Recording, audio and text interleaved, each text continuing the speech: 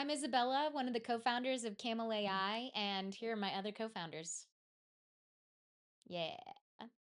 camelAI is a vibe coding tool that's often compared to Claude Cowork, which makes sense. Both let you create things from natural language and both connect to your other tools and your data sources.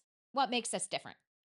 Once you make something in Cowork, you can't really share it. It's all hosted locally on your device. Or if you can share it, you can only share it with someone who also has Cowork.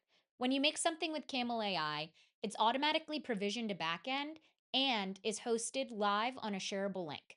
You can also keep it private, but we'll keep security to a different conversation. So, between it being hosted live automatically and provision a backend, this makes Camel more suitable for building internal tools. Sure, you can generate documents and reports and presentations, but you can also make internal apps and dashboards, one software that you can immediately share with anyone, and the person you're sharing it with doesn't need a Camel AI account. Claude is expensive, and Cowork only exists for Claude. We believe that this level of vibe coding should be accessible to anyone, hostable anywhere, and powered by any model. So we're open sourcing Camel AI. Self host it and run it anywhere. You don't need the most expensive model to do everything. This is coming at the end of June.